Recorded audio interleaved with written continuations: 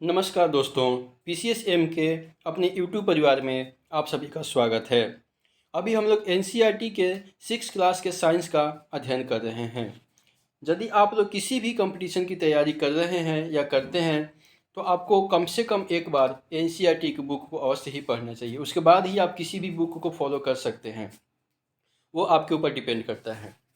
तो चलिए आज हम लोग अध्याय 9 का अध्ययन करेंगे तथा आप हमारे परीक्षाओं की दृष्टि से जो भी महत्वपूर्ण बिंदु होंगे उनको साथ ही साथ हम लोग समझने का क्या करेंगे, प्रयास करते चलेंगे। तो चलिए आज का टॉपिक है सजीव की विशेषताएं एवं आवास के बारे में हम लोग जानने का प्रयास करेंगे। ठीक है। पहली और बूझो छुट्टियों में अनेक रोमांचक स्थानों की सैर पर गए थे। ऐसे ही एक यात्रा पर वे ऋषिकेश में गंगा नदी देखने गए थे। कहाँ गए थे? ऋषिकेश में गंगा नदी कहाँ पे? ऋषिकेश में देखने गए। उन्होंने हिमालय की हिमाच्छादित पर्वत श्रृंखला के कुछ पर्वतों का पर्वतारोहण भी किया, जहाँ बहुत ठंड थी। जहाँ क्या थी? बहुत ठंड थी। इन पर्वतों पर उन्होंने ओक, चीड़ एवं देवदार जैसे अनेक वृक्ष भी देखे। इन पर्वतों पे क्या देखे थे? ओक के पेड़ देखे थे, चीड़ के पेड़ देखे थे तथा देवदार के पेड़ देखे थे। उनके मैदानी क्षेत्र के वृक्षों से बहुत अधिक भिन्न थे। जो पेड़ देखे थे, जो वृक्ष देखे थे, वे क्या थे? वे मैदानी क्षेत्र के पेड़ों की अपेक्षा क्या थे? वे अलग अलग थे, बिल्कुल भिन्न थे। एक और अभियान में उन्होंने राजस्थान की यात्रा की एवं ऊँट पर उष्ण मरुस्थल भी घूमे। ऊँटों पर बैठ करके कहाँ घूमे? उष्ण मरुस्थल में। राजस्थान में ऊँट अधिकांशतः राजस्थान में पाए जाते हैं और वहाँ पे कैसी मरुस्थल होती है? तो उष्ण मरुस्थल होती है। ठीक है, रेगिस्तान पाए जाते हैं।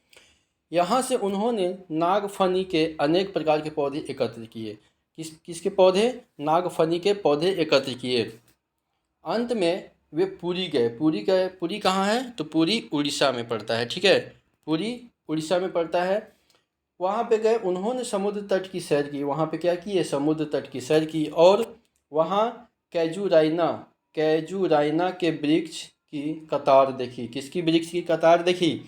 कैजुराइना के वृक्ष की कतार देखी। आपसे परीक्षाओं में यही पूछ देगा कि कैजुराइना के वृक्ष कहाँ पाए जाते हैं, किस राज्य में पाए जाते हैं, पूछ देगा। तो कैजुराइना के वृक्ष भी वहाँ पे उन्होंने कतार में देखे। कहाँ पे? पुरी उड़ीसा में।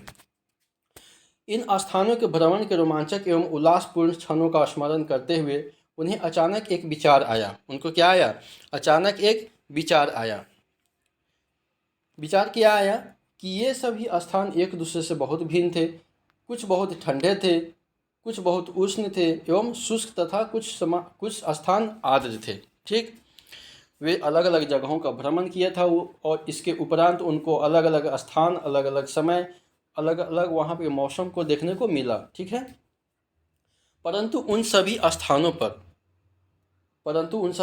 पर अनेक प्रकार के बहुत सारे सजीव वस्तुएं मिले थे। ठीक है, उन्होंने यह जानने की कोशिश की कि क्या पृथ्वी पर कोई ऐसा स्थान है जहाँ कोई भी जीव नहीं पाया जाता है।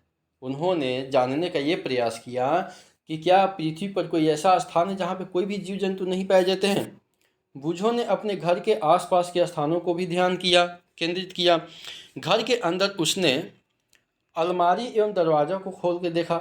उसने सोचा था कि इसमें से कोई सजीव नहीं होगा, परंतु उसे एक छोटी सी मकड़ी नज़र आई। घर के बाहर भी वह किसी ऐसे स्थान के बारे में नहीं सोच पाया जहाँ किसी न किसी प्रकार के जीव ना पाए जाते हों। पहली ने दूर दूर के स्थानों के विषय में पढ़ना एवं सोचना प्रारंभ किया। उसे पता लगा कि लोगों ने तो ज्वालामुखी के मुख में भी सूक्ष्म जीवों की खोज निकाला है।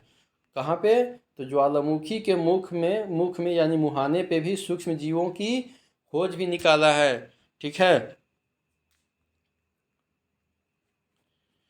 आगे है, यहाँ पे देखिए सजीवों के लिए खोज, सजीव एवं उनका परिवेश। आगे देखते हैं हम लोग, सजीव एवं उनका परिवेश। पहली एवं बूझो के मस्तिष्क में एक और विचार आया। जिन स्थानों की उन्होंने सैर की थी वहाँ किस प्रकार के जीव पाए जाते हैं। वहाँ पे किस प्रकार के जीव पाए जाते हैं। मरुस्थल में ऊँट थे। मरुस्थल में क्या थे? ऊँट थे। पर्वत पर बकरी एवं याक थे। पर्वतों पे क्या थे? बकरी एवं याक थे। पुरी के समुद्र तट पर केकड़े केकड़े एवं अनेक प्रकार की मछलियां थी। ठीक है, इसको ध्यान में रखिएगा आप लोग। मरुस्थल में क्या थे? ऊंट थे। पर्वत पर क्या थे? बकरी और याक थे।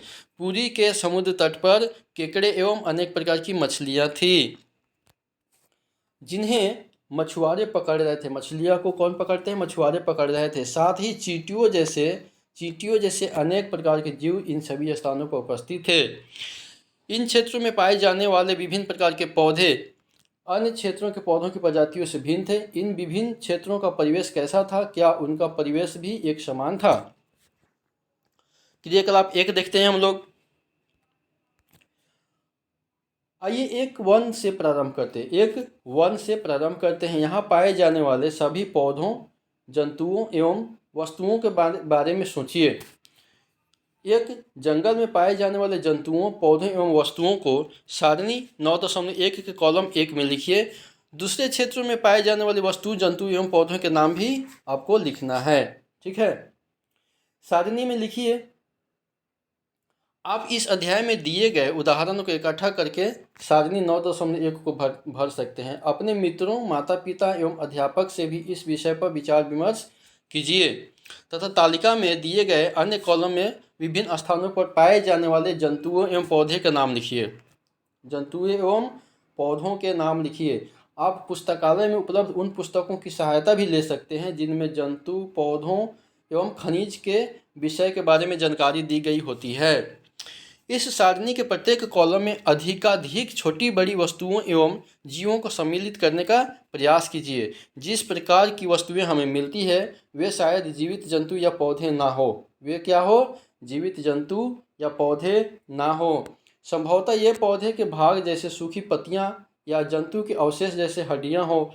हमें विभिन्न प्रकार की मिट्टी तथा रोड़े भी मिल सकते हैं। ठीक, अध्याय 5 में हम इसकी चर्चा कर चुके हैं कि समुद्री जल में लवण घुले हुए होते हैं। समुद्री जल में लवण घुले हुए होते हैं। क्या होते हैं? समुद्री जल में लवण घुले हुए होते हैं। इस प्रकार की कुछ अन्य वस्तुएं भी हो सकती है। जैसे जैसे हम अध्याय को पूरा करेंगे सारणी 9.1 में कुछ और उदाहरण सम्मिलित करते जाएंगे। जब हम अन्य रोचक स्थानों की यात्रा करेंगे तब सारणी के बारे में और अधिक चर्चा करेंगे। आइए हम लोग अब देखते हैं आवास एवं अनुकूलन। आवास किसे कहते हैं? जहाँ पे कोई निवास करते हैं उसको आवास कहते हैं। अनुकूलन क्या होता है? जिसके अनुकूल, मतलब हमारे अनुकूल या आपके अनुकूल, किसी के अनुकूल जो भी चीज़ होता है उसको अनुकूल बोलते हैं। ठीक, क्रियाकलाप 1 में आपके द्वारा सूचीबद्ध किए गए पौधों एवं जंतुओं से आपको क्या मिला? क्या आपको अनेक प्रकार के सजीव मिले? तालिका 9.1 के मरुस्थल वाले कॉलम और समुद्र वाले कॉलम को भरिए। यहाँ पे आपका कॉलम दिया हुआ है, इसको भरना है। ठीक है, ध्यान से देखिए। क्या आपको प्रतीत होता है कि इन दोनों कॉलम के जीव बहुत अलग प्रकार के हैं? इन दोनों क्षेत्रों में किस प्रकार का परिवेश है? समुद्र में जंतु तथा पौधे लवणीय जल यानी खारे पानी में रहते हैं। समुद्र में जंतु तथा पौधे किस जल में रहते हैं? लवणीय जल में रहते हैं, खारे पानी में रहते हैं। समुद्री जल खारे होते हैं। श्वसन के लिए जल में विलेय वायु ऑक्सीजन का उपयोग करते हैं। ऑक्सीजन का उपयोग तो सभी करते हैं वायु सांस लेने के लिए। मरुस्थल में जल बहुत कम मात्रा में उपलब्ध होता है। मरुस्थल में जल बहुत कम मात्रा में उपलब्ध होता है। मरुस्थल दिन में बहुत गर्म, मरुस्थल दिन में बहुत गर्म एवं रात में ठंडा होता है। मरुस्थल में पाए जाने वाले पौधे एवं जंतु भूमि पर रहते हैं। मरुस्थल में पाए जाने वाले पौधे एवं जंतु कहाँ पर रहते हैं? भूमि पर रहते हैं। एवं श्वसन के लिए आसपास की वायु का उपयोग करते हैं। श्वसन के लिए किसका प्रयोग करते हैं? श्वसन के लिए आसपास की वायु का उपयोग करते हैं। समुद्र तथा मरुस्थल भिन्न प्रकार के परिवेश है। समुद्र तथा मरुस्थल जो है भिन्न भिन्न प्रकार के परिवेश है, अलग अलग प्रकार के परिवेश हैं। और हम इन दोनों क्षेत्रों में बिल्कुल भिन्न प्रकार के पौधे और जंतु देखते हैं। पौधे और जंतु क्या करते हैं? देखते हैं। क्या ऐसा नहीं है? आइए दो भिन्न प्रकार के परिवेश मरुस्थल तथा समुद्र को समुद्र से दो जंतु ऊँट तथा मछली का प्रेक्षण करते हैं। समुद्र तथा मरुस्थल से दो जंतु यानी कि ऊँट तथा मछली का क्या करते हैं, प्रेक्षण करते हैं। ऊँट की शारीरिक संरचना उसे मरुस्थलीय परिस्थितियों में रहने योग्य बनाती है। ठीक है। ऊँट के पैर लंबे होते हैं। ऊँट के पैर क्या होते हैं, लंबे होते हैं, जिससे उसका शरीर रेत की गर्मी से दूर रखता है। अब आपको पता चल गया होगा कि ऊँट के पैर लंबे क्यों होते हैं। रेत की गर्मी से दूर रखने के लिए ऊँट के पैर क्या होते हैं, लंबे होते हैं। उनमें मूत्रोसर्जन की मात्रा बहुत कम होती है। ऊँटों में मूत्रोसर्जन की मात्रा बहुत कम होती है तथा मल शुष्क होता है। मल जो होता है वो शुष्क होता है। ठीक है। उन्हें पसीना स्वेद भी नहीं आता है। ऊँटों के पसीना क्या होता है, ऊँट को पसीना नहीं आता है, क्योंकि शरीर से जल का ह्रास बहुत कम होता है। ऊँटों के शरीर से जल का ह्रास क्या होता है, बहुत कम होता है, इसलिए उनको पसीना नहीं आता है। इसलिए जल के बिना भी वे अनेक दिनों तक रह सकते हैं। इसलिए जल के बिना भी वे कई दिनों तक क्या कर सकते हैं, रह सकते हैं। आइए विभिन्न प्रकार की मछलियों को देखें। अब हम लोग मछलियों के बारे में देखते हैं। मछलियों को देखें। इनमें से कुछ को चित्र 9.1 में दर्शाया गया है, परंतु इतने अधिक किस्म की मछलियों में क्या आपको इनकी आकृति में कुछ समानताएं दिखाई देती है। इन सभी का शरीर धारा रेखीय होता है। मछली कोई भी हो, सभी मछलियों का शरीर कैसी होती है, धारा रेखीय होती है। मछलियों के शरीर का आकार धारा रेखीय होता है, जिसकी चर्चा हम अध्याय 8 में भी कर चुके हैं। अगर इससे पहले वाली क्लास आप नहीं देखें तो हम आपको ये सुझाव देंगे, रिकमेंड करेंगे कि आप लोग पहली क्लास को देखिए, पहली क्लास से पूरे वीडियो को देखिए, तब आपको सीरीज बाय सीरीज आपको समझने में सहायता मिलेगी। उनकी यह आकृति उन्हें जल के अंदर विचरण करने में सहायता करती है। जो मछलियों के जो शरीर धारा देखिए शरीर होती है, उसको जल के अंदर विचरण करने में सहायता करती है। क्या करने में, विचरण करने में सहायता करती है। मछलियों का शरीर चिकने सल्कों से ढका होता है। ये सल्क मछली को सुरक्षा तो प्रदान करते ही हैं, साथ ही उन्हें जल में सुगम गति करने में भी सहायक होते हैं। जब हम लोग मछली पकड़ते हैं तो देखते हैं हाथ से छहल जाता है, फिसल जाता है, वही होता है, चिकने सल्क होते हैं। ठीक है। हमने अध्याय 8 में चर्चा की थी कि मछली के पंख एवं पूंछ चपटी होती है। मछली के पंख एवं पूंछ क्या होती है, चपटी होती है, जो उन्हें जल के अंदर दिशा परिवर्तन एवं संतुलन बनाने में सहायता करती है। मछली उन्हें जल के अंदर दिशा परिवर्तन एवं संतुलन बनाए रखने में क्या करती है, सहायता भी करती है। मछली के गिल, जिसको क्लोम बोलते हैं, मछली के गिल क्लोम होते हैं, जो उसे जल में श्वास लेने में सहायता करती है। वेरी वेरी इंपॉर्टेंट है। आपसे परीक्षाओं में यही पूछा जाता है कि मछलियाँ श्वसन किसके द्वारा करती है, गिल्स के द्वारा करती है या क्लोम के द्वारा करती है। मछलियाँ श्वसन किसके द्वारा करती है, तो गिल्स के द्वारा या क्लोम के द्वारा करती है। ठीक है, इसको ध्यान रखिएगा। हम देखते हैं कि मछली की संरचना उसे जल में रहने में सहायक होती है तथा ऊँट की संरचना उसे मरुस्थल में रहने में सहायक करती है। बिल्कुल सही बात है। सजीव की विशेषताएं, आइए आगे देखते हैं।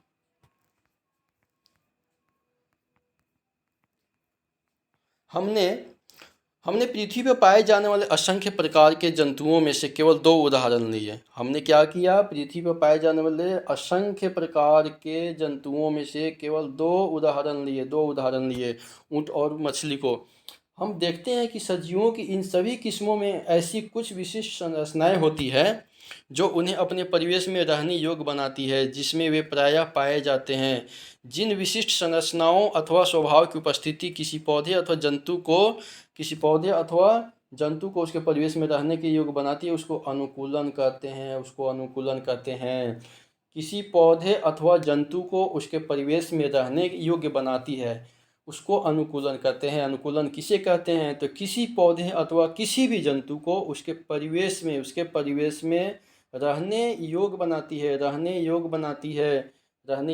उसको अनुकूलन कहते हैं। विभिन्न जंतु विभिन्न परिवेश के प्रति अलग अलग रूप से अनुकूलित हो सकते हैं। किसी सजीव का वह स्थान जिसमें वह रहता है उसका आवास कहलाता है। किसी सजीव का वह स्थान जिसमें वह रहता है, निवास करता है, उसको आवास कहते हैं। ठीक है। अपने भोजन, वायु, शरण, शरण स्थल एवं अन्य आवश्यकताओं के लिए जीव अपने आवास पर निर्भर रहता है। जीव अपने आवास पे किस लिए निर्भर रहता है? अपने भोजन के लिए, अपने वायु के लिए, शरण स्थल के लिए एवं अन्य आवश्यकताओं के लिए जीव अपने आवास पे क्या करते हैं? निर्भर रहते हैं। आवास का अर्थ है वास स्थान। वास स्थान एक घर, वास स्थान एक घर। विभिन्न प्रकार के पौधे एवं जंतु एक ही आवास में संयुक्त रूप से रह सकते हैं। विभिन्न प्रकार के जंतु एवं पौधे एक ही आवास में क्या कर सकते हैं? संयुक्त रूप से रह सकते हैं। स्थल यानी कि जमीन पर पाए जाने वाले पौधों एवं जंतुओं के आवास को स्थलीय आवास कहते हैं। स्थल एवं जमीन पर पाए जाने वाले पौधे एवं जंतुओं के आवास को कौन से आवास कहते हैं? तो स्थलीय आवास कहते हैं।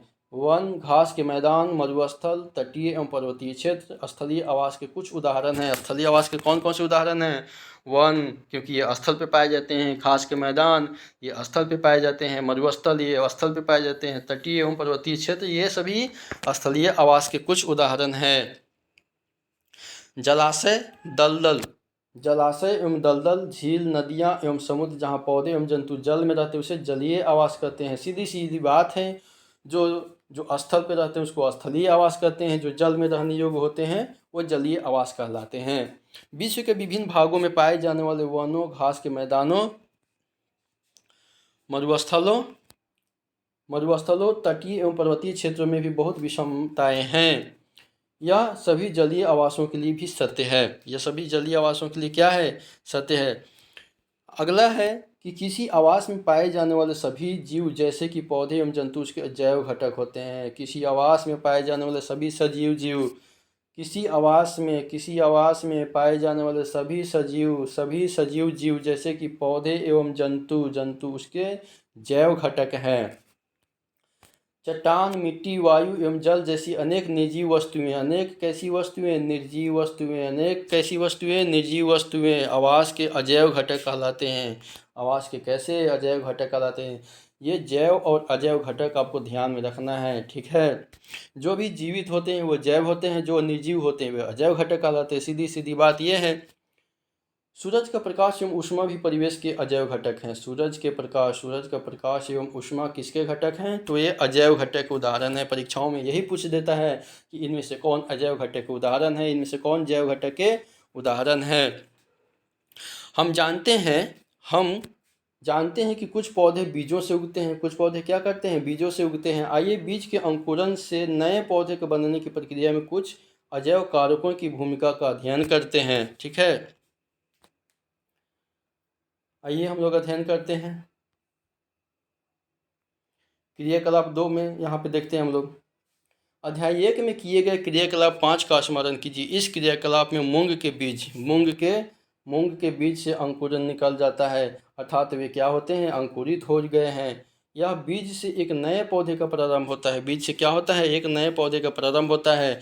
अब रात को मूंग या चने को पानी में भिगो के रख दीजिए। सुबह में उसको क्या कीजिए? पानी से छान लीजिए तथा उसको एक सूती के कपड़े या किसी कपड़े में बांध करके रख दीजिए। अगले दिन देखिएगा या फिर शाम को देखिएगा कि उसमें अंकुरित निकल जाते हैं, अंकुरन हो जाता है, ठीक है। उससे क्या होता है? एक नए पौधे बनने का संकेत मिलता है। मूंग के कुछ सूखे बीजों को एकत्रित कीजिए। कुछ बीजों के एक ढेर को अलग रख दे तथा शेष को एक दिन के लिए पानी में भीगने के लिए रख दे। जैसा कि हमने अभी बताया, भीगे हुए बीजों को 4 हिस्सों में बांटे। उसमें से एक हिस्से को 3-4 दिन के लिए पूरी तरह पानी में डुबो कर रख दे। सूखे हुए बीजों को तथा पानी में पूरी तरह से डूबे हुए बीजों को बिल्कुल ना हिलाएं।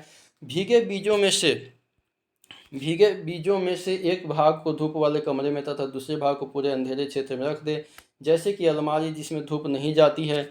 अंतिम भाग को बहुत ही ठंडे वातावरण में रखें, जैसे कि रेफ्रिजरेटर या उनके चारों ओर बर्फ लगा हो। रेफ्रिजरेटर या उनके चारों ओर क्या हो? बर्फ लगा हो। इन 3 भागों को प्रतिदिन जल में नम रखें तथा अधिक जल को निकाल दें। कुछ दिन बाद आप क्या देखते हैं?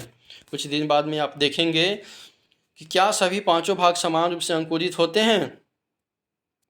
क्या आप प्रकाश से दूर रखे भाग या अत्यधिक ठंडे परिवेश में रखे गए भाग में अंकुरन की दर में कमी या कोई भी अंकुरन नहीं देखते हैं? ठीक है, बिल्कुल सही बात है। अलग अलग आप रखिएगा। एक तो आप अंधेरे में रखें, एक तो ठंडे जगहों पर रखे हुए हैं, ठीक। क्या आपने पाया कि वायु, जल, प्रकाश तथा ऊष्मा जैसे अजैव घटक सजीवों के लिए अत्यंत आवश्यक है? वास्तव में ये अजैव कारक सभी सजीवों के लिए महत्वपूर्ण है। वास्तव में ये सभी अजैव कारक किसके लिए महत्वपूर्ण है? सभी सजीवों के लिए महत्वपूर्ण है। ठीक है।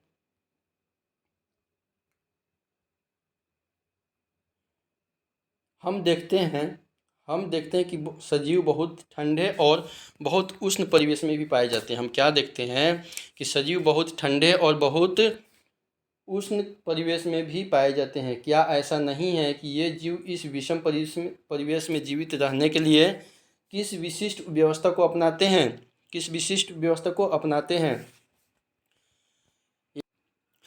यहाँ अनुकूलन काम आता है। अनुकूलन अल्पकाल में नहीं होता। अनुकूलन जो होता है, अनुकूलन अल्पकाल में नहीं होता है, थोड़े समय में नहीं होता है। हजारों वर्षों की अवधि में किसी क्षेत्र के अजैव घटकों में परिवर्तन आते हैं। वे जंतु जो इन परिवर्तनों के प्रति अपने आप को नहीं ढाल पाते हैं वे मर जाते हैं। ठीक है, वे क्या होते हैं?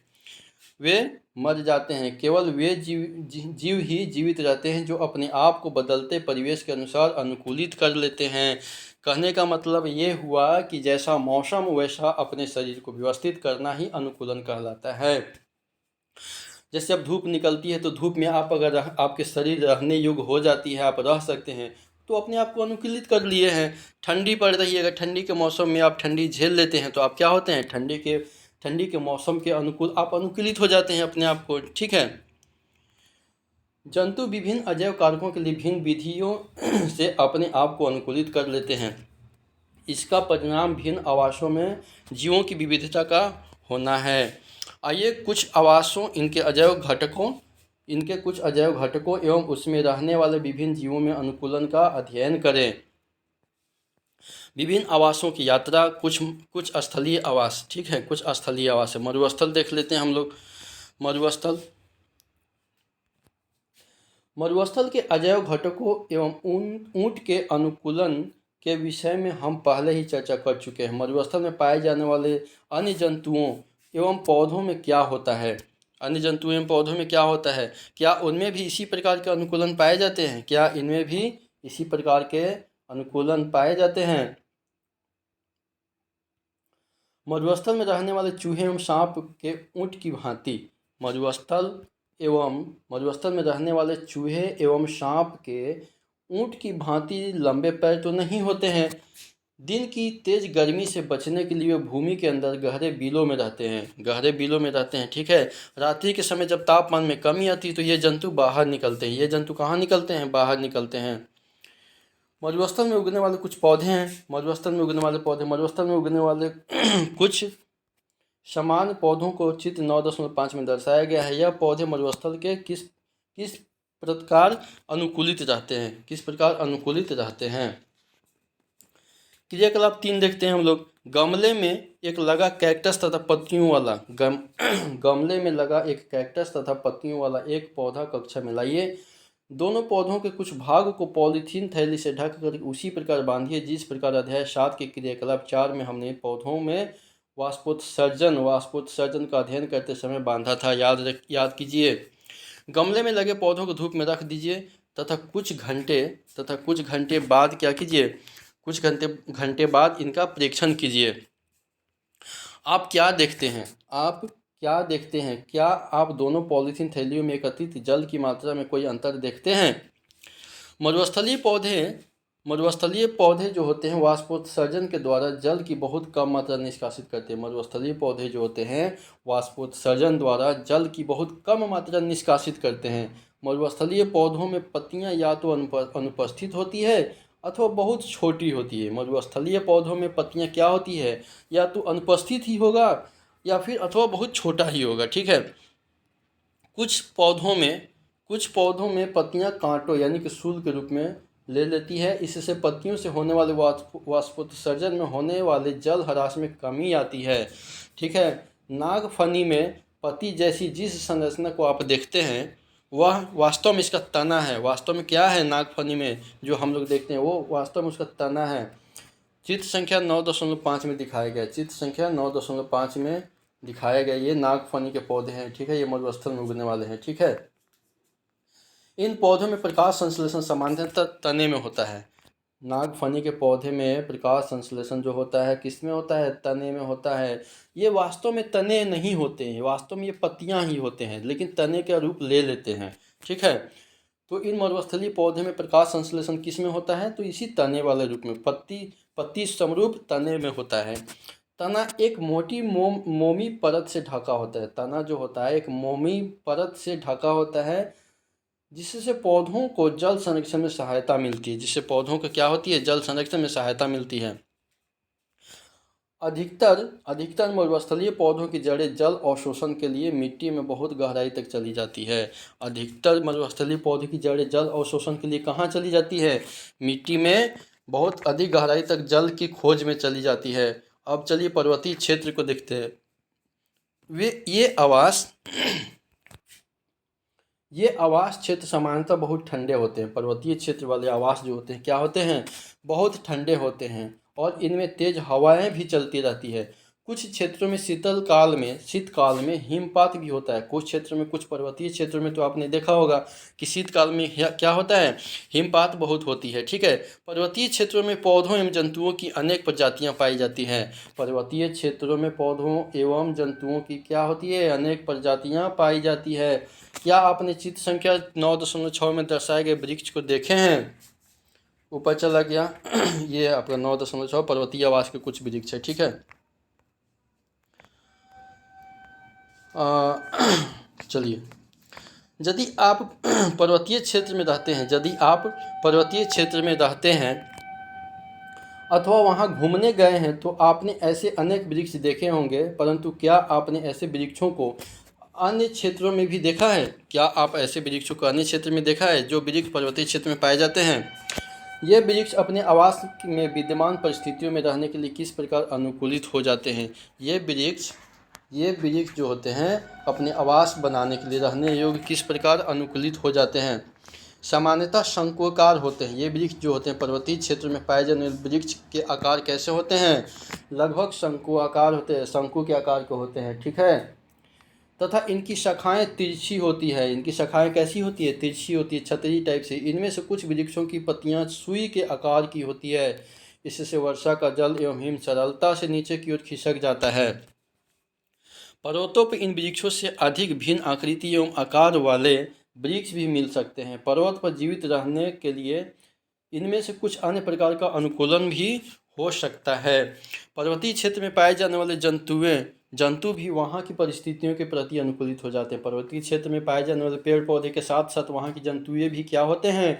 वहाँ के मौसम के अनुकूल ढल जाते हैं। उनकी मोटी त्वचा या फिर ठंड से उनका बचाव करती है। उदाहरण के लिए शरीर को नरम रखने के लिए, गर्म रखने के लिए याक का शरीर लंबे बालों से ढका होता है। ठीक है, याक का शरीर क्या होता है? शरीर के लंबे बालों से ढका होता है।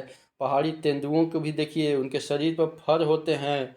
यह बर्फ पर चलते समय उसके पैरों को ठंड से बचाता है। पहाड़ी बकरी के मजबूत खुर उसे ढालदार चट्टानों पर दौड़ने के लिए के अनुकूल बनाते हैं।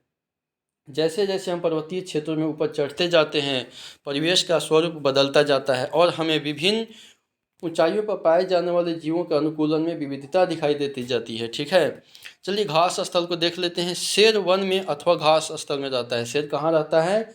वन अथवा घास स्थल में रहता है। तथा यह एक ऐसा शक्तिशाली जंतु है जो हिरन जैसे जंतुओं का शिकार करके उन्हें मार कर खा जाते हैं। ठीक है, यह मटमैले यानी हल्के भूरे रंग का होता है। शेर का रंग कैसा होता है? मटमैले कलर का यानी हल्के भूरे रंग का होता है। एक शेर एवं हिरन का चित्र देखिए। इन दोनों जंतुओं की आंखें उनके चेहरे पर किस प्रकार स्थित है? क्या वे चेहरे के सामने हैं? पार्श्व में हैं। शेर के अगले पैर के नख लंबे होते हैं। शेर के अगले पैर के नख क्या होते हैं? नखुर क्या होते हैं? लंबे होते हैं, जिन्हें वह पदांगुलियों के अंदर खींचकर छिपा सकता है। क्या शेर की यह संरचनाएं उसके जीवन यापन में सहायता करती है? उसका मटमैला हल्का भूरा रंग शिकार के दौरान उसे घास के सूखे मैदानों में छिपाए रखता है और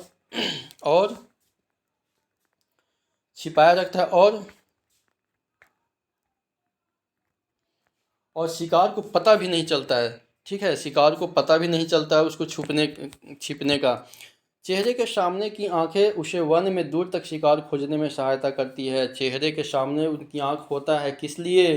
क्योंकि वन में दूर तक शिकार खोजने में उनकी सहायता होती है। ठीक है, परंतु दूसरा जंतु हिरन है। परंतु दूसरा जंतु क्या है? हिरन है। हिरन है जो वन या घास स्थल में रहता है। पौधों के कठोर तनों को चबाने के लिए इसके मजबूत दांत होते हैं। ठीक है, हिरन को अपने शिकारी शेर जैसे जंतु जो उसे अपना शिकार बनाते हैं उसकी उपस्थिति की जानकारी आवश्यक है ताकि वह उसका शिकार ना बन सके और वहां से भाग जाए। उसके लंबे कान शिकारी की गतिविधि की जानकारी देता है। इसके सिर के पार्श्व में दोनों ओर स्थित आँखें, इसके सिर के पार्श्व में दोनों ओर स्थित आँख प्रत्येक दिशा में देखकर खतरा महसूस करता है। क्या करता है? खतरा महसूस करता है। खतरा महसूस कर सकती है। हिरन की तेज गति उसे शिकारी से दूर भागने में सहायता होती है। हिरन की तेज गति क्या करती है? उसे शिकारी से दूर भगाने में सहायक होती है। शेर हिरन तथा अन्य जंतुओं एवं पौधों में और भी बहुत सी विशिष्ट संरचनाएं होती है जो उन्हें उनके आवास में जीवित रहने योग्य क्या करती है? बनाती है। कुछ जलीय आवास के बारे में देख लेते हैं हम लोग।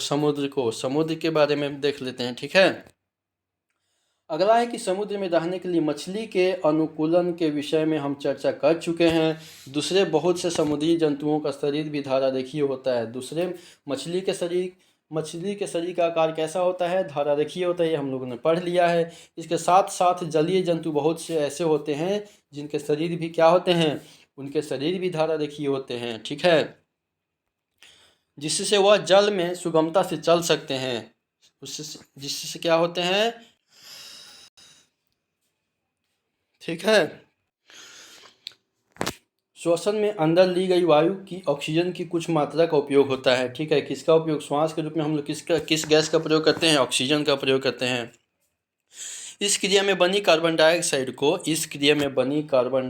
को CO2 को हम श्वास द्वारा बाहर निष्कासित कर देते हैं। अंदर क्या लेते हैं? सांस के रूप में हम लोग का ऑक्सीजन लेते हैं और बाहर क्या छोड़ते हैं? कार्बन डाइऑक्साइड छोड़ते हैं। ठीक है, गाय, भैंस, कुत्ता तथा बिल्ली जैसे कुछ जंतुओं में श्वसन क्रिया मनुष्य की तरह ही होती है। इनमें से किसी भी जंतु का विश्राम की अवस्था में परीक्षण कीजिए तथा उसके उदर की गति पर ध्यान दीजिए। उसके उदर की यानी पेटों की गति पर देखिए कि कैसे उसका श्वसन हो रहा है। यह मंद गति उसकी श्वास लेने की क्रिया को दर्शाती है। श्वसन सभी सजीवों के लिए आवश्यक है। ग्रहण किए गए भोजन से श्वसन के द्वारा ही हमारे शरीर को ऊर्जा मिलती है। कुछ जंतुओं में गैस आदान प्रदान का तरीका भिन्न हो सकता है। कुछ जंतुओं में गैस लेना और गैस छोड़ने की आदान प्रदान करने के तरीके क्या हो सकते हैं? तो भिन्न हो सकते हैं। ठीक है, जो श्वसन का एक हिस्सा होता है, उदाहरण के लिए केंचुआ जो होता है त्वचा द्वारा सांस लेता है। केंचुआ किसके द्वारा सांस लेता है? त्वचा के द्वारा। केंचुआ किसके द्वारा सांस लेता है? त्वचा के द्वारा सांस लेता है। हमने पढ़ा है कि मछली गिल्स होते हैं, मछलियाँ गिल्स के द्वारा सांस लेती हैं। केंचुआ त्वचा के द्वारा सांस लेती है, जिनकी सहायता से वह जल में विलेय वायु से ऑक्सीजन अवशोषित कर लेती है। क्या पौधे भी श्वसन करते हैं? अब आपके मन में सवाल आता होगा कि क्या पौधे भी श्वसन करते हैं? पौधों की श्वसन क्रिया में गैसों का आदान प्रदान मुख्यतः उनकी पत्तियों द्वारा होता है। पत्तियां सूक्ष्म रंध्रों द्वारा वायु को अंदर लेती है। पत्तियां किसके द्वारा लेती है? पत्तियां सूक्ष्म रंध्रों के द्वारा वायु को अंदर लेती हैं तथा ऑक्सीजन का उपयोग करती है। किसका उपयोग करती है? ऑक्सीजन का उपयोग करती है। वह कार्बन डाइऑक्साइड वायु में निष्कासित कर देती है। ठीक है, हम जानते हैं कि प्रकाश की उपस्थिति में पौधे वायु की कार्बन डाइऑक्साइड का उपयोग भोजन बनाने के लिए करती है। हम जानते हैं कि प्रकाश संश्लेषण की उपस्थिति में पौधे जो है कार्बन डाइऑक्साइड का उपयोग किसके लिए करती है? तो भोजन बनाने के लिए करती है। भोजन बनाने के लिए करते हैं तथा ऑक्सीजन छोड़ते हैं। ऑक्सीजन क्या करते हैं? छोड़ते हैं। श्वसन क्रिया दिन और रात दोनों में ही निरंतर चलती रहती है। ये भी आई है, very very very very important. ये आपका है श्वसन क्रिया दिन और रात दोनों में ही निरंतर चलती है। श्वसन की क्रिया आपसे प्रश्न पूछा जाता है कि श्वसन क्रिया कब होती है, केवल दिन में, केवल रात में, या केवल दिन या रात दोनों में, या दिन या रात दोनों में। ठीक है, इसको ध्यान रखिएगा। श्वसन की क्रिया दिन और रात दोनों में होती है और प्रकाश संश्लेषण केवल दिन में होता है। प्रकाश संश्लेषण केवल दिन में होता है और श्वसन की क्रिया दिन और रात दोनों में होती है। ऐसा नहीं है कि हम लोग रात में सो जाते हैं तो श्वास नहीं लेते हैं, बिल्कुल नहीं, लेते ही हैं। भोजन बनाने की प्रक्रिया में निष्कासित ऑक्सीजन की मात्रा पौधे द्वारा श्वसन में उपयोग की गई ऑक्सीजन की अपेक्षा बहुत क्या होती है, बहुत ही अधिक होती है। अब आगे ये देखते हैं कि क्या सभी सजीव उद्दीपन के प्रति अनुक्रिया करते हैं। जब आप नंगे पैर टहल रहे हो, जब आप क्या कर रहे हो, नंगे पैर टहल रहे हो तथा आपका पैर अचानक ही किसी कांटे अथवा नुकीली वस्तु पर पड़ जाए तो आप किस प्रकार अनुक्रिया करेंगे, आप किस प्रकार अनुक्रिया करेंगे। जब आप अपने प्रिय व्यंजन को देखते हैं अथवा उसके विषय में सोचते हैं तो क्या अनुभव होता है, ओह क्या कितना अच्छा स्वादिष्ट मिष्ठान बना हुआ है, यही आता है मन में। क्या आप अंधेरे स्थान से अचानक तेज धूप में आते हैं तो क्या होता है, आपकी आंखें स्वतः ही कुछ क्षण के लिए क्या होती है, बंद हो जाती है, तब तक कि वे तेज प्रकाश की अभ्यस्त नहीं हो जाती। आपका प्रिय व्यंजन, तेज प्रकाश एवं कांटा उपरोक्त स्थितियों में आपके बाह्य वातावरण में होने वाले परिवर्तनों के कुछ उदाहरण हैं। हम इन सभी प्रकार के परिवर्तनों के प्रति अनुक्रिया करते हैं। वातावरण में होने वाली इन परिवर्तनों को उद्दीपन कहते हैं। वातावरण में होने वाले इन परिवर्तनों को क्या कहते हैं, उद्दीपन कहते हैं। सीधी सी बात है कि जिसको देख करके हम कुछ अपना नया एक्टिविटी प्रस्तुत करते हैं उसको उद्दीपन कहते हैं। जैसे अगर कांटा चुभ गया चलते चलते, ओह क्या चुभ गया, यही उद्दीपन हो गया। और अच्छे भोजन को देख करके लार टपकना, ओह कितना अच्छा भोजन बना है, इसको उद्दीपन बोलते हैं। ठीक है, यही हमारे वातावरण में हो रहा है परिवर्तन। क्या दूसरे जंतुओं में भी उद्दीपन के प्रति अनुक्रिया होती है। खाना देते समय जंतु यानी पशु के व्यवहार को ध्यान से देखिए। क्या वे भोजन देखते ही अचानक अधिक चैतन्य नहीं हो जाता है। जब आप देखते हुए होइएगा कि जब भी कोई पशु होता है उसके जो मालिक होते हैं उसको भोजन देने के लिए जब भी निकलते हैं देने के लिए, वो कैसे बेचैन हो जाते, व्याकुल हो जाते हैं। जब आप एक चिड़िया की ओर कदम बढ़ाते हैं तो वह क्या करती है। जब जंगली जानवरों पर तीव्र प्रकाश डालते हैं तो वो भाग खड़े होते हैं। इसी प्रकार यदि रात्रि में आप रसोई घर में बल्ब प्रदीप्त कर देते हैं तो कॉकरोच अचानक अपने छिपने के स्थान में भाग जाते हैं। क्या आप जंतुओं में उद्दीपन के प्रति अनुक्रिया के कुछ और उदाहरण दे सकते हैं। क्या पौधे भी उद्दीपन के प्रति अनुक्रिया दर्शाते हैं। कुछ पौधे के पुष्प केवल रात्रि के समय ही खिलते हैं। कुछ पौधों के पुष्प सूर्यास्त के बाद बंद हो जाते हैं। जैसे छुई मुई को गुल मेहंदी भी बोलते हैं। छुई मुई या गुल मेहंदी के पौधे की पत्तियों छूने पर क्या हो जाते हैं, अचानक वे मुरझा जाते हैं, सिकुड़ जाते हैं। या पौधों में उद्दीपन के प्रति अनुक्रिया के कुछ उदाहरण हैं। ठीक है, ये सब उद्दीपन के उदाहरण हैं। अब आप तो उद्दीपन को समझ गए होंगे। अब क्रियाकलाप 4 देखते हैं। एक कमरे की खिड़की जिससे दिन के समय धूप यानी कि सूरज का प्रकाश आती हो, उसके पास एक पौधे का क्या कीजिए, एक पौधे का गमला रखिए, जैसा कि यहाँ पे चित्र संख्या 9.12 में दिखाया गया है। ठीक है, कुछ दिनों तक पौधों को नियमित जल देते रहें। कुछ दिनों तक क्या करें, पौधों को नियमित जल देते रहें। क्या यह पौधा खुले स्थान पर रखे पौधों की तरह सीधा ऊपर की ओर वृद्धि करता है। यदि यह सीधा वृद्धि नहीं करता है तो ज्ञात कीजिए कि यह किस ओर मुड़ रहा है। आपके विचार में क्या यह किसी उद्दीपन के प्रति अनुक्रिया है। सभी सजीव वस्तुएं अपने परिवेश में होने वाले परिवर्तनों के प्रति अनुक्रिया करते हैं।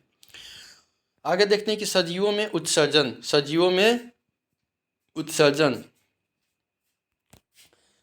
सभी सजीव भोजन करते हैं। सभी सजीव क्या होते हैं, भोजन करते हैं।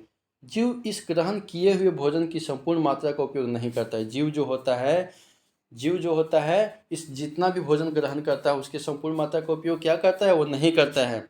आहार का केवल कुछ ही भाग जीव के शरीर द्वारा उपयोग में आता है। भोजन के बचे हुए शेष भाग का क्या होता है, वे इसे अपशिष्ट के रूप में शरीर से बाहर निकाल देते हैं, बाहर निकाल देते हैं। विभिन्न जैव प्रक्रमों के फलस्वरूप हमारे शरीर में कुछ अपशिष्ट पदार्थ उत्पन्न होते हैं। सजीवों द्वारा इन अपशिष्ट पदार्थों के निष्कासन के प्रक्रम को उत्सर्जन कहते हैं। हमारे शरीर में जो भी वेस्ट मटेरियल होता है उसी को जो बाहर निकालते हैं उसको उत्सर्जन कहते हैं। क्या पौधों में भी उत्सर्जन होता है? अब आप ध्यान दीजिए, क्या पौधों में भी उत्सर्जन होता है? हाँ, पौधों में भी उत्सर्जन करते हैं। पौधे भी उत्सर्जन करते हैं, परंतु उनमें इस प्रक्रम का ढंग कुछ अलग होता है। कुछ पौधों में यह अपशिष्ट पदार्थ पौधे के कुछ विशेष भागों में संग्रहित किए जाते हैं, जिससे पौधों की कोई हानि नहीं पहुंचती है। कुछ पौधों में अपशिष्ट पदार्थों का निष्कासन स्राव के रूप में होता है। किसके रूप में होता है? कुछ पौधों में अपशिष्ट पदार्थों का निष्कासन किसके रूप में होता है? तो स्राव के रूप में होता है। उत्सर्जन सजीवों का एक दूसरा समान लक्षण है। उत्सर्जन जो है सजीवों का क्या है? एक दूसरा समान लक्षण है। आगे देखिए कि क्या सभी सजीव प्रजनन करते हैं? क्या सभी सजीव जो होते हैं वे सभी प्रजनन करते हैं?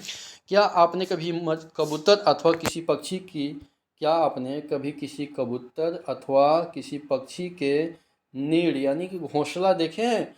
वे नीड़ में अंडे देते हैं। कुछ अंडे प्रस्फुटित होते हैं तथा उनसे छोटे छोटे बच्चे बाहर निकल आते हैं। उनसे छोटे छोटे बच्चे क्या होते हैं? बाहर निकल आते हैं, जैसे कि 9.13 में दिखाया गया है यहाँ पे अंडे। जंतु प्रजनन द्वारा अपने समान संतान उत्पन्न करते हैं। जंतु जो होते हैं किसके द्वारा? जंतु जो होते हैं प्रजनन द्वारा अपने समान संतान उत्पन्न करते हैं। भिन्न जंतुओं में प्रजनन का ढंग अलग अलग होता है। भिन्न भिन्न प्रकार के जितने भी जंतु होते हैं सब में प्रजनन का ढंग क्या होता है? अलग अलग होता है। कुछ जंतु अंडे देते हैं जिनमें शिशु निकलते हैं। कुछ जंतु शिशु को ही डायरेक्ट क्या करते हैं? जन्म देते हैं। जो शिशु आपसे एक प्रश्न पूछ रहे हैं, कमेंट बॉक्स में आप इसका उत्तर दीजिएगा। जो जंतु शिशु को जन्म देते हैं वे कैसे होते हैं? वे अंडा देने वाले आते हैं या स्तनधारी में आते हैं? ठीक है, आगे देखते हैं हम लोग। पौधे भी प्रजनन करते हैं। पौधे भी क्या करते हैं? प्रजनन करते हैं। पौधे भी प्रजनन करते हैं। जंतुओं की तरह पौधों में भी प्रजनन के तरीके भिन्न भिन्न होते हैं। बहुत से पौधे बीजों के द्वारा प्रजनन करते हैं। पौधे बीज उत्पादित करते हैं। हम उन्हें अंकुरित करके नए पौधे उगा सकते हैं, जैसे चना मूंग उदाहरण के तौर पे आप ले सकते हैं। यहाँ पे एक पौधे का बीज अंकुरित होकर के नया पौधा बन रहा है। यहाँ पे देखिए, यहाँ पे पहले छोटा रहता है, फिर उसके बाद में बड़ा होता है, फिर बड़ा होता है अंकुरित होकर के। कुछ पौधे बीज के अतिरिक्त अपने कायिक भागों के द्वारा किसके द्वारा? अपने कायिक भागों द्वारा भी नए पौधे उत्पन्न करते हैं। उदाहरणतः आलू के कलिका वाले भाग से नया पौधे बनता है। आप लोग देखिएगा कि आलू काट देते हैं, उसमें आँख की तरह जो होते हैं अलग अलग होते हैं। जैसे ठीक है, ये आलू है, ये अलग अलग आलू होते हैं और इसको आलू को काट करके ही रोपा जाता है, लगाया जाता है। पौधे कलम द्वारा भी उगाए जाते हैं। ठीक है, पौधे जो होते हैं कलम द्वारा भी उगाए जाते हैं। क्या आप स्वयं इस विधि द्वारा पौधा उगाना चाहेंगे? क्रियाकलाप 5 देखते हैं। गुलाब अथवा मेहंदी की धड़ कलम कीजिए। कह रहा है कि गुलाब अथवा मेहंदी की धड़ कलम लीजिए, इसे मिट्टी में लगाइए, इसे नियमित रूप से जल दीजिए। आप कुछ दिनों के बाद क्या देखते हैं? आप कुछ दिनों के बाद में देखते हैं कि कलम से पौधा बनना सरल कार्य नहीं है। यदि आपकी कलम में वृद्धि नहीं हुई है तो निराश ना होइए। तो आप क्या कीजिए? निराश नहीं होइए। यदि संभव हो तो एक माली से बात करके कलम में पौधे बनने के अंतराल में की जाने वाली देखभाल की जानकारी प्राप्त कीजिए। सजीव जो होते हैं प्रजनन प्रक्रिया द्वारा अपने समान अनेक संतान उत्पन्न करते हैं। विभिन्न जीवों में प्रजनन की विधियां भी भिन्न भिन्न होती है। विभिन्न जीवों में प्रजनन की विधियां भी भिन्न भिन्न होती है। आइए देखते हैं कि क्या सभी सजीव गति करते हैं। सभी सजीव गति करते हैं। अध्याय 8 में हमने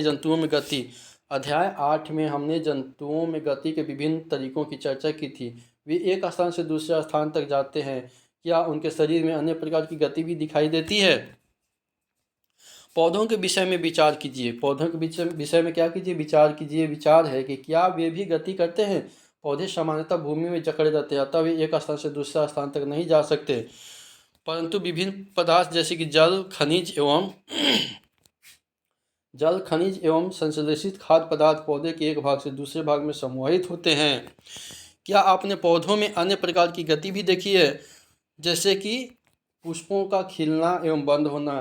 क्या आप याद कर सकते हैं कि कुछ पौधे विभिन्न उद्दीपनों के प्रति किस प्रकार अनुक्रिया करते हैं? हम कुछ हम हम हम कुछ निर्जीव वस्तुओं हम कुछ निर्जीव वस्तुओं को भी गति करते देखते हैं। बस, कार, कागज का छोटा टुकड़ा, बादल तथा अन्य वस्तुएं अन्य कुछ वस्तुएं इसके उदाहरण हैं। क्या इनकी गति सजीवों की गति से किस प्रकार भिन्न है? प्रकृति में विविध प्रकार के जीव पाए जाते हैं, लेकिन उन सभी में कुछ लक्षण एक समान होते हैं, जिसकी हम पहले चर्चा कर चुके हैं। मृत्यु सजीवों के लिए एक सामान्य लक्षण है। चूँकि जीव की मृत्यु होती है, इसलिए जीवों की प्रजातियां हजारों वर्षों तक तभी अस्तित्व में रह सकती हैं जबकि वे प्रजनन करके अपने समान संतान उत्पन्न करें। एक अकेला जीव प्रजनन किए बिना भी मर सकता है, परंतु सजीव की प्रजाति तभी अस्तित्व में रहती है जब उसके सदस्यों में प्रजनन होता रहता है। ठीक है।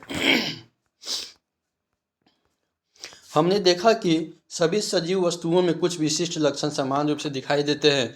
उन सभी को भोजन की आवश्यकता होती है। उनमें क्या उनमें भोजन की आवश्यकता होती है। उनमें श्वसन, उत्सर्जन, उद्दीपन के प्रति अनुक्रिया, प्रजनन, गति एवं वृद्धि होती है तथा मृत्यु भी होती है। क्या हम ऐसी कुछ निजी वस्तुओं को जानते हैं जिनमें इन लक्षणों में से कुछ लक्षण दिखाई देते हैं, जैसे कार, साइकिल, घड़ी एवं नदी का जल गति करते हैं। आकाश में चंद्रमा गति करता है। हमारे देखते देखते एक बादल के आकार में वृद्धि हो जाती है। क्या इन वस्तुओं को सजीव कहा जा सकता है? हमें स्वयं से प्रश्न करना होगा कि क्या इनमें सजीवों के अन्य सभी लक्षण भी पाए जाते हैं? सामान्यतः सजीवों में वे सभी लक्षण पाए जाते हैं जिनकी हमने चर्चा की है, परंतु निर्जीव वस्तुओं में वे सभी लक्षण एक साथ दिखाई नहीं देते। क्या यह हमेशा सत्य है? क्या हमें सभी सजीवों में वे सभी लक्षण जिनकी हमने चर्चा की है हमेशा निश्चित रूप से दिखाई देते हैं? क्या हमें निर्जीवों में वे सभी लक्षण कभी भी एक साथ दिखाई नहीं देते? उनमें से मात्र कुछ लक्षण ही दिखाई देते हैं। इस विषय को और अच्छी प्रकार से समझने के लिए आइए किसी बीज के विषय में विचार करें। कुछ विशिष्ट उदाहरण देखें। जैसे मूंग के बीज के बारे में क्या होता है? क्या यह जीवित है? यह एक दुकान अथवा भंडार में महीनों रखा जाता है तथा इसमें कोई वृद्धि नहीं होती अथवा जीवन के कुछ अन्य लक्षण भी दिखाई नहीं देते हैं। परंतु जब हम इन्हीं बीज को मिट्टी में बोकर जल से सींचते हैं तो यह पौधा बन जाता है। यह क्या हो जाता है? यह पौधा बन जाता है। क्या महीनों तक दुकान में रखे बीज को भोजन की आवश्यकता थी अथवा इसमें उत्सर्जन, वृद्धि अथवा प्रजनन हुआ था? हमने देखा कि कुछ ऐसे भी उदाहरण हैं जब हम सरलता से नहीं कर सकते हैं। उनमें सजीवों के सभी लक्षण दिखाई दे रहे हैं, जिससे इन्हें जीवित कहा जा सकता है। फिर जीवन क्या है? अब जीवन के बारे में देखते हैं कि जीवन क्या है। गेहूं की बोरी में अपना हाथ डालिए। क्या आपको कुछ गर्मी का अनुभव होता है? गेहूं की बोरी में कुछ गर्मी उत्पन्न होती है। यह गर्मी बीजों के श्वसन के कारण उत्पन्न होती है। यह गर्मी किसके कारण होती है? बीजों के श्वसन के कारण होती है। हमने देखा कि बीजों में श्वसन की क्रिया उस समय भी चलती रहती है जबकि अन्य जैव प्रक्रम उतने सक्रिय नहीं होते हैं। संभवतः हमारे प्रश्न क्या था कि आखिर जीवन क्या है? इसका उत्तर देना इतना सरल नहीं हो सकता, परंतु अपने चारों ओर पाए जाने वाले जीवों की विविधता को देख करके अचानक ही मुंह से निकल जाता है कि जीवन सुंदर है। जीवन क्या है? जीवन सुंदर है। ठीक है, इस सुंदर जीवन को सुंदर तरीके से जिए। चलिए, तो इसी के साथ में आज की क्लास ख़त्म करते हैं, समाप्त करते हैं। आपको वीडियो देखने के लिए बहुत बहुत धन्यवाद।